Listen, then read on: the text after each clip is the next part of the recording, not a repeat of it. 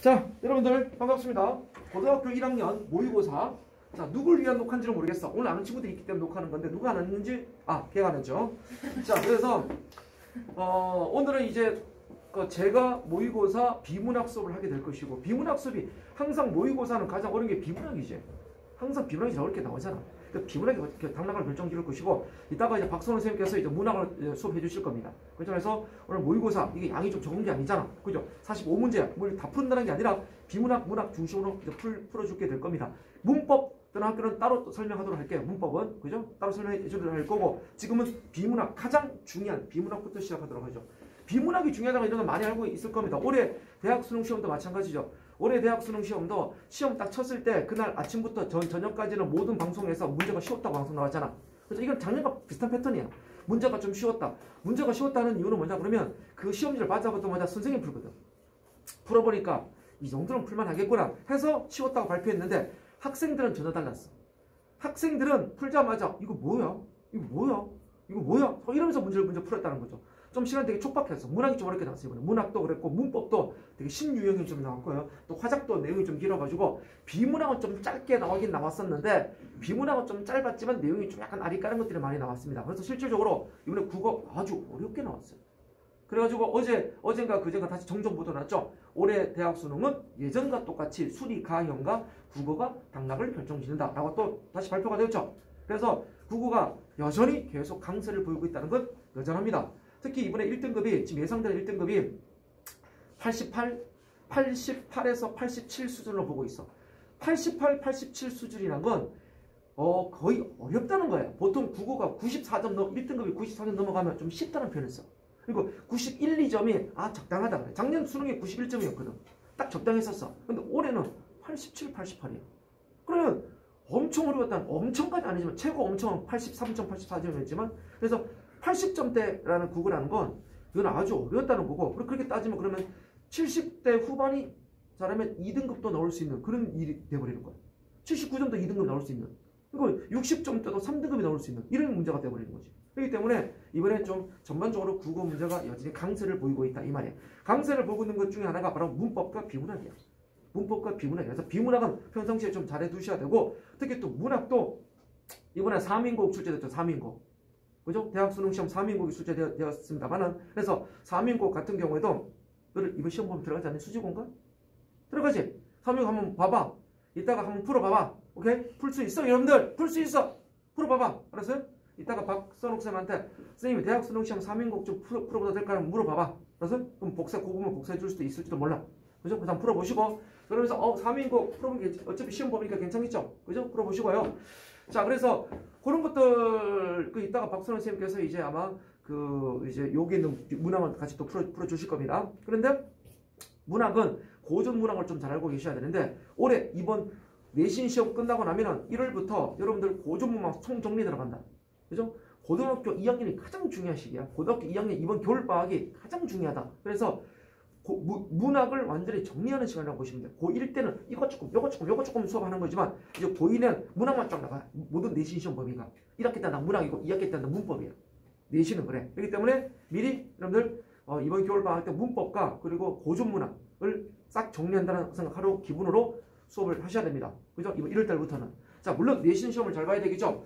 자, 내신 시험은 계속 지금 진도를 나가고 있는데, 아마 전반적으로 시험이 거의 다 좀 연기가 되는 바람에 좀 늦게 보는 경향이 좀 많죠. 그래서 아마 다음 주까지는 시험 범위가 좀 많아. 이번에 좀 많더라고, 어떤 학교들은. 그래서 적은 학교도 있지만 많은 학교가 있어. 그래서 아마 다음 주에는 오늘 거의 다 끝나게 될 것이고, 다음 주에는 이제 좀 남은 한두 가지가 다 끝나게 될 거예요.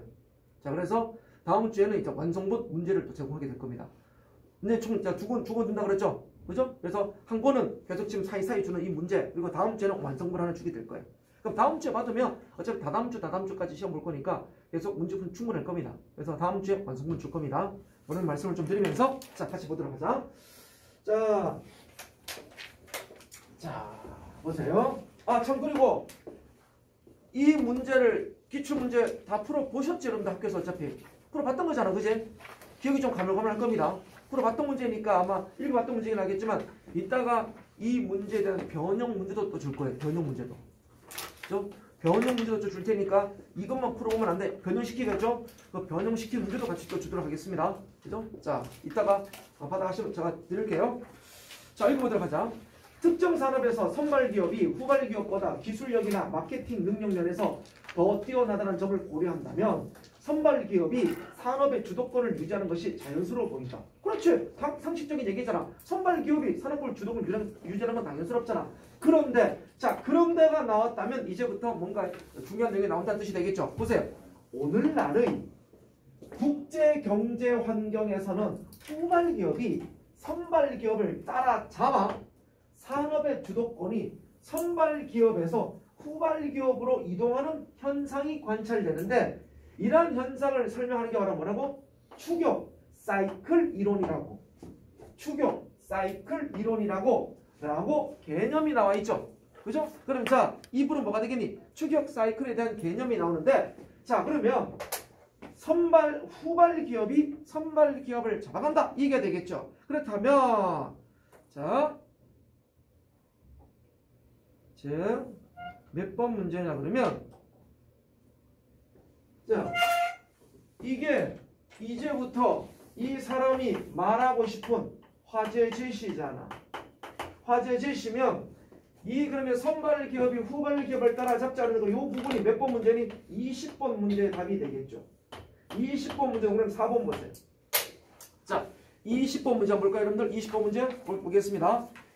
다음에 윗글에 대한 한 줄 한 평이다. 주제를 고려할 때 밑줄 친 부분에 들어갈 내용으로 가장 적절한 것은 자, 주제 한번 동그라미 쳐봐. 주제.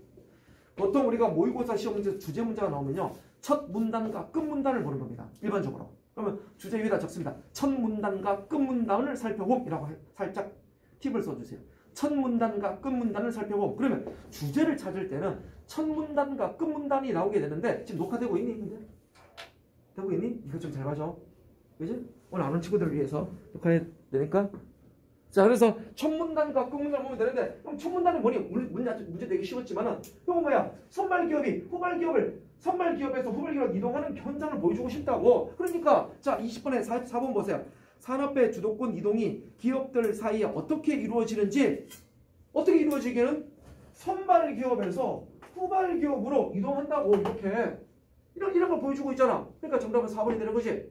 그래서 4번의 힌트를 알 수 있는 게 바로 이 첫째 문단이었네. 그럼 이렇게 주제를 찾는 문제가 나온다면 첫째 문단과 끝 문단을 살펴봐라. 이게 되는 거야.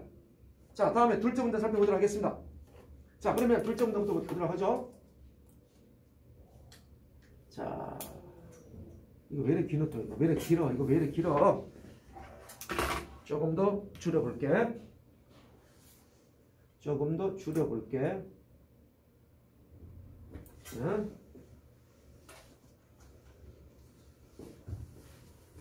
자, 줄여보자.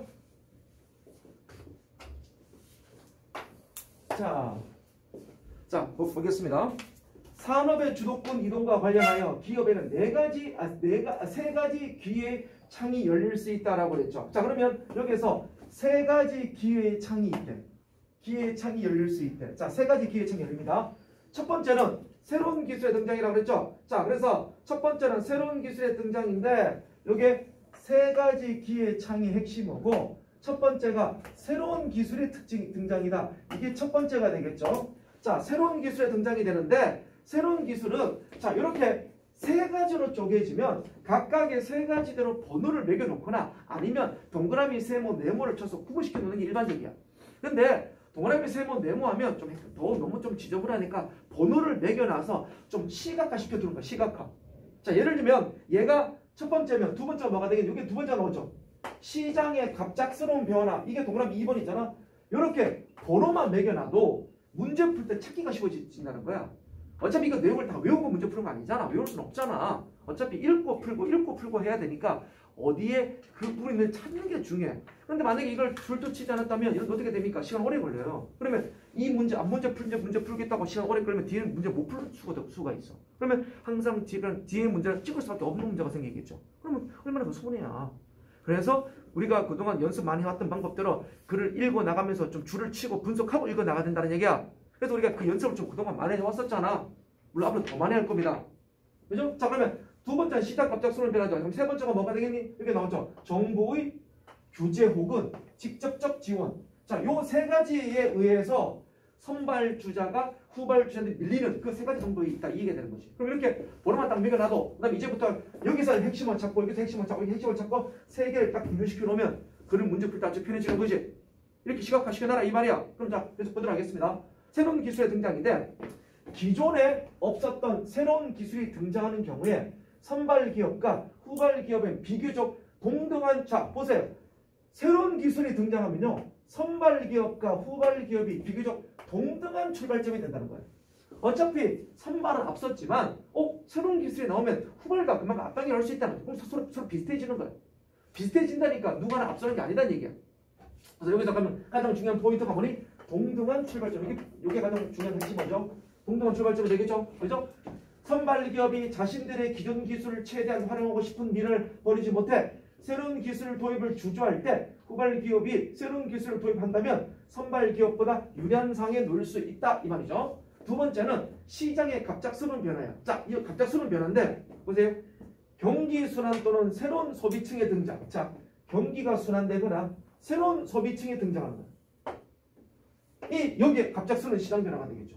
같은 변화가 여기 속하는데 이런 새로운 기술의 등장과 마찬가지로 반복해서 발생한다. 그럼 자, 이거는 뭐야? 새로운 기술의 등장과 마찬가지로 얘도 반복한다. 그러면 얘와 얘 뭐가 되는 공통점이 되잖아.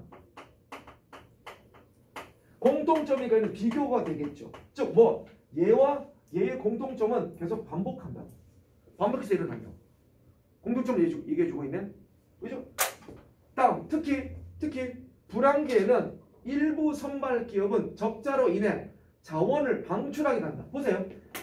선발기업들은요. 자, 선발기업은 적자로 인해 자원을 방출해. 쉽게 말하면 기술을 판다는 얘기야. 이것은 뭐냐면 기술을 팔아버린다는 거야. 기술을 팔아버린다는 거지. 왜냐하면 내가 적자잖아. 그럼 내가 적자지만 이 기술을 팔 수밖에 없잖아. 내가 이 회사를 살려면 살 수 있으려면 내가 팔아버려야 돼. 팔면은 그때 후발기업은 이런 자원을 적은 비용으로 이용하겠지. 그러니까 기술을 살 수 있다는 뜻이. 그죠? 사버리겠죠. 그죠? 그러면 이 후발기업은 적은 비용으로 이를 이용하는 거야. 기술을 사버리는 거야. 그죠? 또 불황기에는 기술 이전과 지식 획득이 쉬워지고 비용도 저렴해질 수 있다는 거지. 그러니까 이때는 기술 이전과 지식 획득이 쉬워지고 비용도 저렴. 같은 얘기죠. 같은 얘기잖아. 기술을 팔아버리니까. 그 당시에 자 일본 도요타 자동차가 선진 기술을 가지고 있었는데 2000년도 초반에 일본 도요타 회사가 좀 경기가 힘들어졌어. 그러니까 그 기술을 팔아서 그 돈으로 일본 그 생산력에 도움을 줬겠죠. 근데 우리 기술 딱 사두는 거야. 특히 고짓을 제일 많이 한 나라가 어느 나라일까? 중국이죠. 중국이 그랬잖아. 예를 들면 볼보라는 회사가 있어. 스웨덴 국민 자동차 볼보가 원래 승승장구하다가 90년대 망해버렸어. 2000년 초에 망했어. 원래 볼보는 되게 유명한 회사였잖아. 스웨덴에. 스웨덴의 자랑이야. 지금 말하면 스웨덴은 한국의 삼성과 같은 역할이야. 근데 그 볼보 회사가 세계 최고의 안전 자동차를 장했던 그 볼보가 망해버린 거야. 그러니까 이제 그 볼보를 살리기 위해서 어떻게 합니까? 기술을 파는 수밖에 없겠지. 어디에다 팔았니? 중국에 팔아버렸어. 중국이 돈을 많이 줬거든. 그래서 지금 볼보가 중국 회사가 돼버리잖아. 결국 최종적으로. 그럼 중국은 아주 싸게 뭐야? 볼보의 첨단 기술을 다 흡수해버린 거야. 다 흡수해서 중국 자동차에 대입시켜버렸지. 그죠? 그렇게 이제 후발주자가 그렇게 앞서가는 경우가 있는 게 바로 이 얘기가 되겠죠. 이해하셨습니까? 자, 다음에 오겠습니다. 다음에 뭐죠? 정부의 규제 혹은 직접적 지원. 정부가 지원해 주는 거야. 이것도 누가 제일 많이 했던 거야? 이것도 중국이 제일 많이 했던 거 아니겠습니까? 그죠? 볼게요. 자, 이를 통해 선발기업과 후발기업이 비대칭적 환경이 조성될 때 비대칭적 환경이 뭘까? 선발기업은 시장에서 불리한 위치에 놓이게 된다. 그러면 비대칭적 기업이 뭔데? 여기 밑에 나오잖아. 비대칭적 환경의 의미는 뭐냐면 정부가 산업진입허가 또는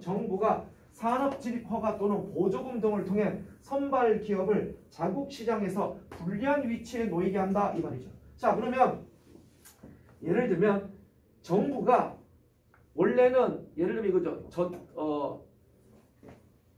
그 뭐야 반도체는 삼성이 거의 꽉 잡고 있어요. 한국에서. 그런데 삼성이 꽉 잡고 있었는데 그 독점이었잖아.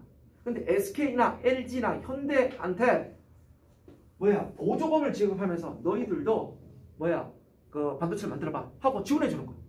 그러니까 후발주자가 진짜 고마워. 우리가 만들어 볼게. 그래가지고 저 삼성의 독점 우리 막아볼게. 해가지고 SK가 LG가 거기서 만들어가는 거야.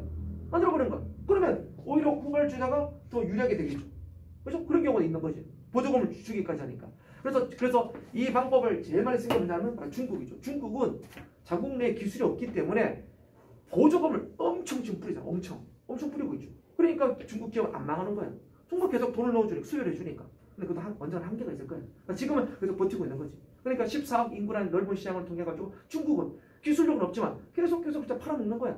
정부 힘을 받고. 그 정부도 망할 것 같으면 계속 수혈에 돈을 넣어주고. 그러니까 돈을 잡고 이거 망할 수 없는 거지. 중국 기업은 안 망해. 망할 수 없어. 대신 단점은 언젠 그러다가 폭망할 경우들이 있어. 너무 동물 많이 집어넣었기 때문에. 어쨌든 이 세 가지 방법이 있다라고 해주고 있는 거죠. 다 이해하셨습니까? 자, 그 다음 넘어가도록 하겠습니다. 자, 글 자체가 어렵지 않는 글입니다만은 자, 이제 좀 잘 보셔야 돼요. 그 다음에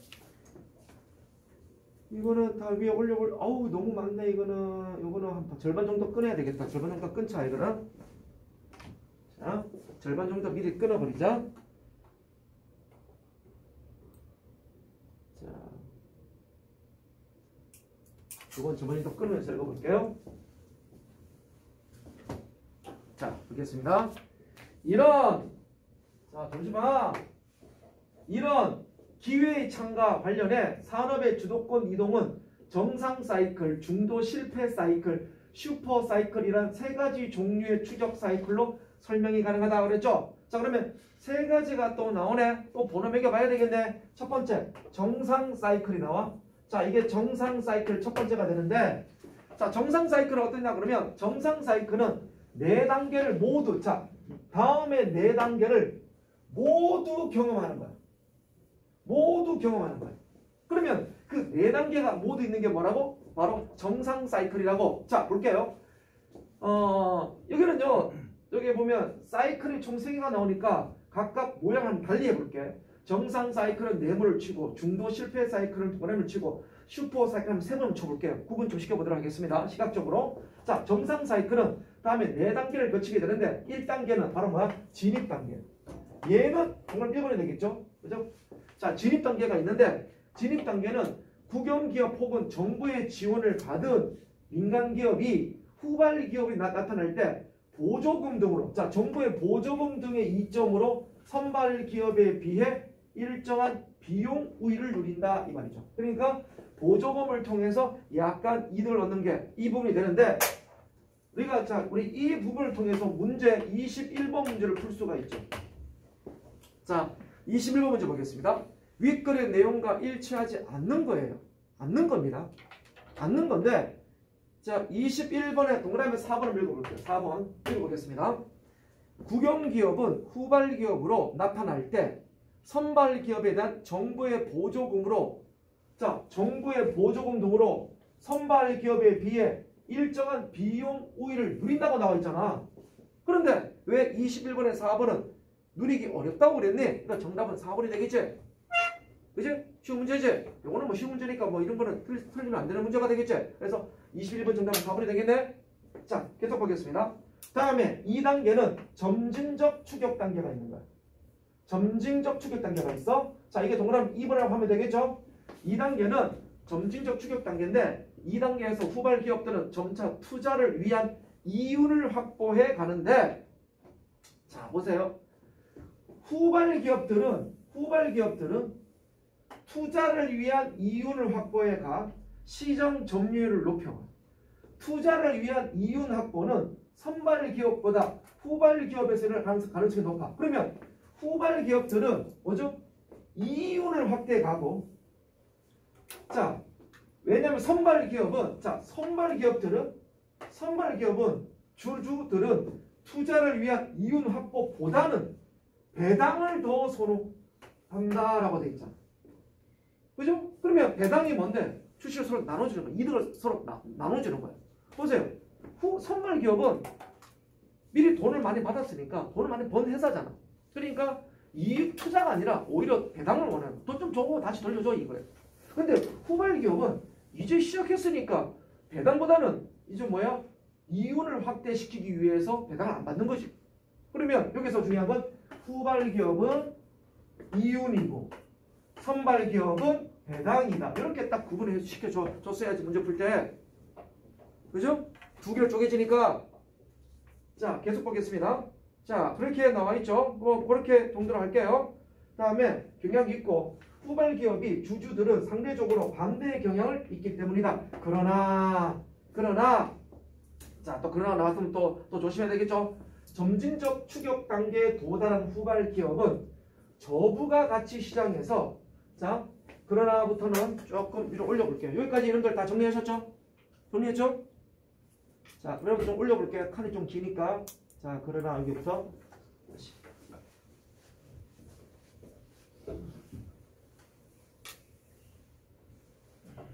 자, 이렇게 했을 때 여기 아까 그러나부터 읽었죠? 자, 그러나부터 읽어보자 다시. 자, 그러나 점진적 추격 단계에 도달한 후발 기업이 저부가 가치, 그러니까 아주 싸구려 제품 아니야? 저부가 가치 제품 시장에서 고부가 가치 제품 시장으로 이동하지 못하면, 자, 이때만 이 단계 때 저부가 가치 제품 시장에서 고부가 가치 제품 시장으로 이동하지 못하면 다음 단계로 넘어가지 못할 가능성이 높다 이 말이야. 이것을 뭐라 그런다고? 중도 실패 사이클이라고 합니다. 요거. 그러면 이게 중도 실패 사이클 여기 나오네. 중도 실패 사이클은 2단계에서 3단계로 못 넘어갈 때, 즉 저부가 가치 제품 시장에서 고부가 가치 제품 시장으로 이동하지 못한다면 다음 단계니까 몇 단계가 되겠니? 2단계에서 3단계로 못 넘어가. 2단계에서 3단계 못 넘어가. 못 넘어가니까 이게 뭐야? 실패해버린 거야. 이게 우리 중도 실패 사이클이라는 거죠. 2단계에서 3단계 못 넘어가게 되는 거죠. 그죠? 자, 그럼 이제 뭐가 되겠니? 3단계는 추월 단계가 이제 3단계가 나오죠. 추월 단계. 자, 그러면 이 후발 주자가 고부가 가치 제품으로 못 바꾸면은 2단계에서 3단계 못 넘어가. 그럼 영원히 저부가 가치 시장밖에 못해. 아주 싸구려 회사밖에 안 된다는 거지. 근데 만약에 이걸 넘어가면 이제 3단계가 되는 거야. 추월 단계가 되겠죠? 자, 이 추월 단계는 후발 기업은 확보된 이윤을 새로운 기술과 같은 기회, 진짜 새로운 기술과 같은 기회에 신속하고 과감하게 투자하고 채택하여 산업의 주도권을 변화를 일으키는 거야. 그 결과 선발 기업은 후발 기업에 밀려, 자, 그러면 뭐가 되겠니? 선발 기업은 후발 기업에 밀려 추락한 게 바로 3단계가 되겠네. 3단계가 되겠네. 추락하겠네. 그죠? 자, 다음에 4단계는 이렇게 번호만 매겨놔도 문제 풀 때 되게 편하다는 거야. 어디서 이겼는지 확 찾기가 쉽잖아. 글이 어려운 글 아니야, 이거는. 이건 좀 쉬운 글이야. 쉬운 글인데 글을 읽을 때 이렇게 각 단계마다 번호만 매겨놔도 문제 풀 때 이게 어디 있었지 찾기가 쉬워지고 읽기가 편해지는 거야. 아무 표시 안 돼서는 안 된다는 거죠. 계속 보겠습니다. 4단계는 추락 단계다. 4단계 추락 단계. 여기다 해야 되겠네. 쏘리. 추락 단계는 자, 단계다. 새롭게 리더가 된 후발 기업이 새 기술 및 소비 패턴의 변화를 놓친다면, 자, 봐봐. 리더가 된 이 후발 기업이 있어. 후발 기업 리더가 됐는데 새 기술 및 소비 패턴의 변화를 놓친다면 이 단계에선 다른 도전자에게 또 밀려 추락하게 되겠죠. 다른 도전자. 그러니까 다시 제3의 후발 기업이 되겠죠. 밀려 추락하게 되겠죠. 자, 자, 넘겨보겠습니다. 추락하게 되겠죠.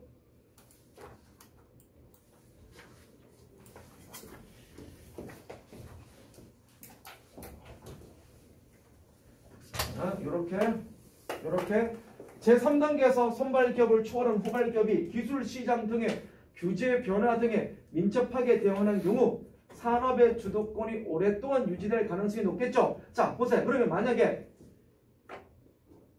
후발 기업이 기술 시장 또는 규제 변화 등에 민첩하게 대응하면 이때는 뭐가 되겠니? 바로 슈퍼 사이클이 된다 이 말이에요. 계속 유지되겠죠. 바로 선발이 됩니다. 그러면 4단계에서 후발 기업이 그래 우리 더 열심히 하자 이러면 얘가 슈퍼 사이클이 되는 거야. 후발 기업들이. 자, 슈퍼 사이클 되겠죠? 자, 그러면 보세요. 1단계가 있고 정상 사이클은 자, 정상 사이클은 1단계, 2단계, 3단계, 4단계가 있는데 이게 정상 사이클이야. 그런데 요 2, 3, 3단계에서 만약에 후발 기업이 투자를 하지 않으면 뭐가 된다고 이때는? 뭐가 된다고? 추락 단계라 그랬지. 우리 이때는 뭐라고? 추락 사이클이라 그랬죠. 그래서 보시면은 이걸 실패 사이클이라고 그랬죠. 우리 이것을 실패 사이클이라고 그랬어요. 그런데 4단계에서 얘가 투자를 많이 했어. 다시 투자를 많이 해. 그럼 뭐가 된다고? 이때는 슈퍼 사이클이 된다고. 그러면 이 1, 2, 3, 4단계를 모두 합친 것은 정상 사이클이고 2단계에서 3단계에서 투자하지 않으면 실패 사이클이 되는 거고 4단계에서 다시 투자를 하면 슈퍼 사이클이 된다. 이게 되는 거야. 지금 이게 해주고 있는 거죠. 그래서 이게 1, 2, 3 세 개의 사이클을 설명해주고 있는 거죠. 자, 그래서 결국 자 보겠습니다. 자, 이거 잘 봐. 결국 기업의 추격 사이클은 자 기회의 창들에 보세요. 자, 추격 사이클은 기회의 창들. 아까 기회의 창 총 몇 가지 있었니? 아까 위에 몇 가지가 있었니? 세 가지 있었죠. 세 가지 우리 기회의 창이 있었죠. 어디? 두 번째 문단에서 그죠? 두 번째 문단 아까 뭐라고 했습니까? 첫 번째 새로운 기술, 시장의 갑작스러운 변화. 세 번째 정부의 규제 혹은 지원. 그러니까 세 가지가 있었죠. 자, 규제의 창들에 대한 기업의 전략적 선택에 따른 결과를 했습니다. 그러면 추격 사이클은 기회의 창 플러스 기업의 전략적 선택이에요. 그래야만이 추격 사이클이 돼요. 여기서 말하는 기업의 전략이 뭐가 되겠니? 바로 이거 투자하는 거 투자. 과감하게 새로운 기술 투자하는 게 바로 뭐야? 이 기업 이거는 과감한 투자죠. 과감한 신기술에 투자하는 겁니다. 투자하는 거고 이 기회창 아까 그 두 번째 나왔던 그 세 가지 요소들이 있었죠. 이게 기회창들이죠. 이 두 가지를 모두 합쳐야 추격 사이클이 완성돼. 그렇다면 여기서 말해보세요. 외부적 요인과 주체적 요인을 모두 만족한다? 했을 때 이 외부적 요인은 뭐가 되겠니? 이게 되겠지. 다음에 주체적 요인은 뭐가 되겠니? 이게 되겠지. 그치? 문맥상 봐봐. 추격 사이클은 이거와 이거에 대한 결과다. 이런 관점에서 외부적 요인과 주체적 요인을 모두 중시한다. 그러면 이게 이거고 이게 이거라는 사실을 금방 눈치챌 수 있잖아. 그러면 이 문제에 대한 답은 몇 번이냐? 그러면 22번 문제 봐봐. 그럼 22번 문맥상 기업과 바꿔쓰기에 가장 적절한 시 몇 번이 되겠어 그러면? 몇 번이 되겠니 이게? 이게 이거고 이게 이거니까. 자, 이게 바로 몇 번 문제야? 22번 문제 아니야. 바로 1번이잖아 답이. 1번 보세요. 기업이 주어지는 기회와 이에 대한 기업의 전략적 선택이 모두 고려한다. 주어진 기회가 바로 기회의 창이잖아. 이게 주어진 기회잖아. 이게 주어진 기회잖아. 그죠? 주어진 기회. 그러니까 국가가 주어진 이 기회. 그래서 그 기회잖아. 기회. 이 기회의 창. 기회. 같은 기회. 이 기회와 전략. 이 두 가지가 있는 거지. 그래서 22번 정답은 1번이 되는 거죠. 같은 바람 기회의 창. 주어진 기회. 같은 말이잖아. 이렇게. 이해됐습니까? 자, 다음. 요 지문은 좀 쉬웠는데 문제가 좀 많았죠. 자, 보세요. 그 다음 이제 다 풀었습니다. 이 내용을 한번 보죠. 자, 가볍게 보겠습니다. A사는 자 보세요. B사보다 휴대전화 산업에 먼저 진입하여 산업을 선도했던, 그러니까 A사는 선발 기업이야. A사는 휴대전화 카메라 기능의 향상을 원하는 청년층 요구에 민첩하게 대응할 수 있는 신기술을 채택하지 않았어. 폭망했네. 그죠? 그래서 뭐가 됐습니까? 휴대전화 산업을 선도할 수가 없게 되었대. 망해버렸대. A기업은. 그죠? 그래서 23번의 정답은 바로 A기업은 폭망했어 벌써. 그러면 선도할 수 없게 됐으니까 23번의 5번처럼 A사가 새로운 도전자로 부상한다는 말은 있을 수 없는 거지. 23번의 5번은 벌써 나와버렸어요. 계속 보겠습니다. 그 대신 B사는 후발주자죠. B사는 개인이 창업한 기업으로 정부의 보조금에 성장했다. 이게 바로 아까 말했던 기회의 창이잖아. 이게 기회의 창이네. 정부의 보조금으로 성장했네. 이 과정에서 얻은 이윤을 상당 부분 주주들의 협조로 투자를 위해 확보하였다. 자, 뭐니? 이윤을 다시 또 투자를 했네. 잘했네. 그 후 부가가치가 높다. 자, 부가가치가 높은 휴대전화를 생산하게 되었으니까 실패 사이클은 도달하지 않았겠네. 그죠?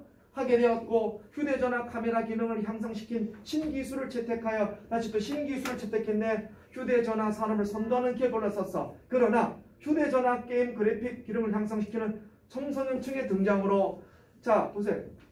그래픽 향상을 원하는 청소년층의 등장에 민첩하게 대응하지 할 수 없는 신기술을 채택하지 않아서 매출 감소를 경험했대. 그럼 얘도 다시 새로운 더 나은 기술을 또 채택하지 않았어 나중에. 그래서 이게 뭐야? C사가 고틈을 그래서 다시 또 새로운 기업이 등장하게 되는 거죠. C사는 B사보다 나중에 휴대전화 산업에 진입했다. 시장 점유율이 높아가던 C사는 B사와 달리 휴대전화 게임의 그래픽 기능 향상을 가능하게 하는 신기술을 채택했다. 그러면 이 사이클은 밑에 나온 것처럼 이거네. 이거잖아. 이거는 바로 답을 풀 수 있는 아주 쉬운 문제죠. 보세요. A사가 이렇게 올라갔는데 이제 폭망했죠. A사는 폭망했어요. 이제. 그러니까 그 틈을 노려서 B사가 다시 이렇게 올라가죠. 근데 다시 또 B사가 그래픽을 촬영하니까 그때 뭐야? 다시 여기 C사가 이렇게 해서 그럼 최종적으로 C사가 지금 올라가고 있습니다. 그러니까 A사가 망한 것은 아까 말했다시피 카메라 신기술을 채택하지 않았고 B사가 내려간 게 뭐니? 그래픽 신기술을 채택하지 않았죠. 근데 그 사이에 C사가 올라간 거잖아. 지금 그 그래프를 보여주고 있죠. 그러면 문제는 다 풀었지 뭐. 자, 옳지 않는 걸 찾는 거다. 옳지 않는 거. 자, 시간 관계상 답이 좀 쉽기 때문에 가볍게 할게요. 자, 답 위주로 설명합니다. 질문 좀 길어서 그래요. 이따가 자세한 것도 이따가 질문 좀 받을게요. 자, 옳지 않는 건데 바로 풀어보자. 요거는 여러분들 다 설명했던 거고 또 모르면 질문하세요. 또 해설지를 제가 또 다 드렸죠. 다와 라 사이에는 A사의 시장 점유율과 달리 B사와 C사의 시장 점유율이 증가하고 있죠. 다와 라를 보세요. 다와 라는 B도 최후 정점이고 C도 올라가고 있네. 그래서 이 말에 맞는 거지. 그런데 A사는 새로운 도전자로서 부상한다? 아니, 부상하지 않았잖아. A사는 뭐가 되겠니? 실패해버렸죠. 폭망해버렸잖아. 그래서 뚝 떨어져 버렸잖아. 그 정답은 5분이 되는 거지. 자, 가볍게 풀었습니다. 자, 34번 보세요. 자, 이것도 좀 줄여보자. 자, 시간이 좀 오래 걸리니까 이렇게 시간 좀 이렇게 하고 있어. 자, 그 다음 보세요.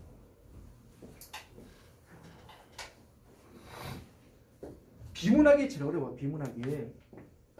윗글과 상황을 바탕으로 보기는 학습활동을 위한 것입니다. 가장 적절한 걸 찾는 건데요. B사를 중심으로 이제 B사네.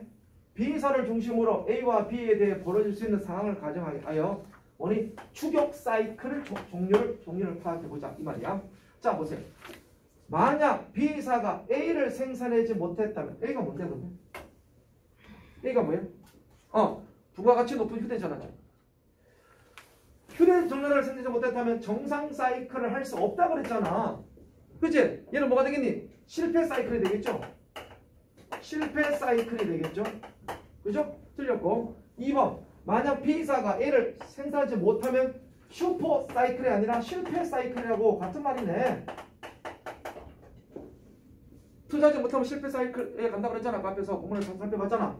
3번. B사가 A를 생산했고 만약 B를 민자 B사가 A도 만들고 B도 대응했다면 슈퍼사이클이 된다. 어이구 맞지? 정답은 3번이지. 모든 걸 다 하면 슈퍼사이클 된다 그랬잖아.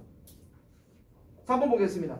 B사가 A를 생산했고 만약 B를 민첩하게 대응했다면 그러면 뭐가 되겠니? 왜 실패하니? 대응 다 잘했는데 슈퍼사이클이 되는 거지. 그 다음에 만약 B사가 A를 생산하지 못했고 B를 민첩하게 대응하지 못했다면 이건 뭐가 되겠니? 정상 사이클이 아니라 실패 사이클이지. 완전 폭망하는 실패 사이클이지. 이렇게 하면 3번 아주 쉬운 문제다. 여기까지 다 맞아서 한번 흔들어 보세요. 오 좋아요. 자 그 다음에 보세요. 29번 요거 하고 10분 쉴 테니까 힘내. 춥다고? 오케이. 왜 내가 춥냐고 하면 이런데 이 비문학은 알고 있는 애들이 많다 보니까 온도를 키면 잠이 와. 여기서 좀 실력 차이 나는 학생들이 좀 많다. 특히 비문학 같은 경우에. 그러다 보니까 나 이 정도는 충분히 읽어낼 수 있는 글인데 그러면 이제 잠이 오는 거야. 다 알고 있는 거야. 그런데 처음 보는 거는 숙제를 안 해왔거나 안 읽었거나 관심 없는 친구들은 어려워지는 거. 그러니까 내가 온도를 좀 살짝 혹시 이런 잘까봐 했는데 절대 졸지 마. 당장 시험이니까 이 똑같이 문제 안 내요. 문제 변형시킵니다. 그러니까 본문을 꼭 공부하셔야 돼. 자, 그다음 오늘은 과학 지문이네.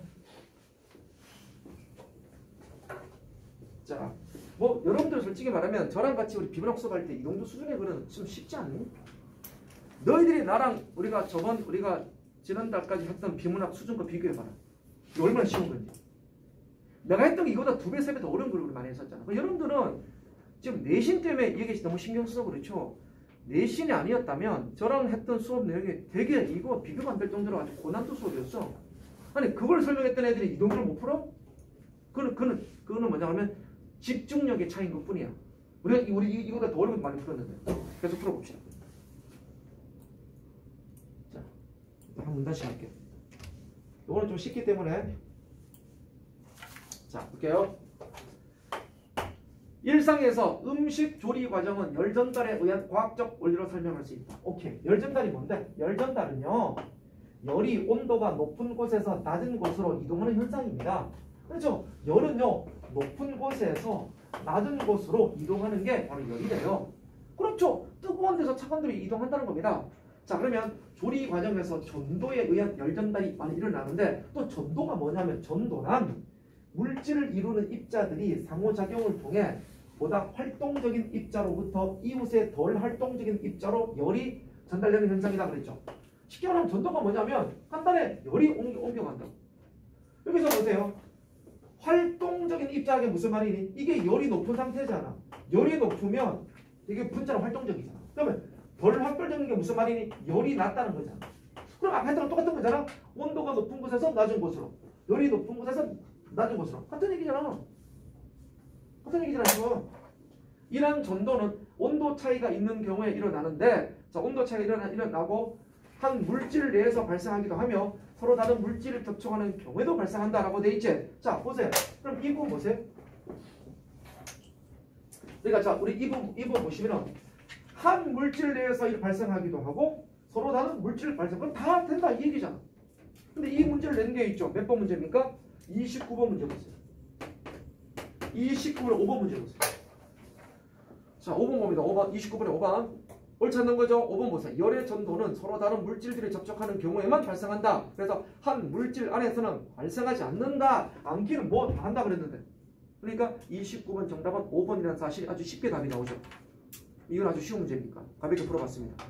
자, 그러면 두 번째 문제 보도록 하죠. 자, 최소한 글의 내용 정도는 알아주세요. 자, 다음 요렇게 봅시다.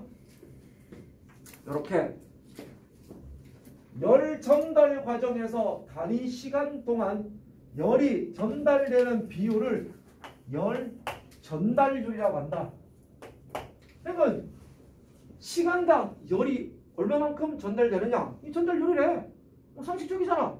하지만 그래도 개념이 나오면 항상 개념을 줄줄 쳐내야죠. 개념은 알든 싶든 간에 알든 모르든 간에 자 열이 전달되는 그 시간당 얼마만큼 열이 전달되냐 그 비율이 열 전달율이래. 오케이. 열 전달율은 결국 열이 짧은 시간 동안 얼마나 많이 전달되는 걸 나타내므로 음식의 조리에서 고려할 만한 중요한 요소가 된다. 그래서 전도에 의한 열 전달율은 아까 전도가 뭐라 그랬니?